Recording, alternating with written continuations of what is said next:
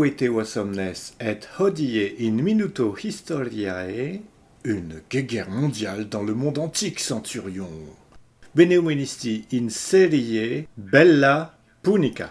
Hodie videmus. Notre théâtre d'opération est la Méditerranée antique. Carthago est le challenger. Roma est le champion.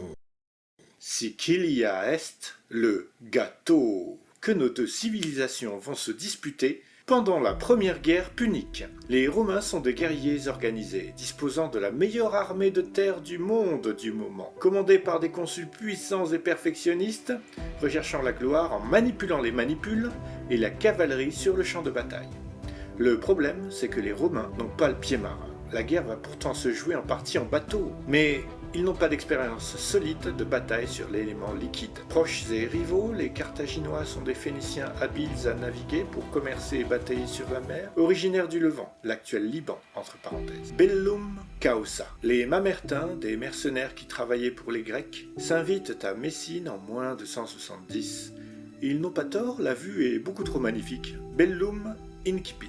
Pour défendre les colonies romaines de la pointe de la botte italienne récemment conquise, Rome envoie une armée de 15 000 hommes en avant pour la bagarre. Sur terre, c'est une partie de plaisir pour l'armée romaine, dont j'ai déjà dit que c'était la toute meilleure du moment. Agrigente tombe en 2 coups de casque et un coup de boubou en moins 261. Proelium navale. Les Romains qui n'avaient pas le pied marin se découvrent un vrai talent pour torpiller les navires ennemis à coups de rostre et passer à l'abordage à coups de corvus pour transformer la bataille navale en bataille terrestre.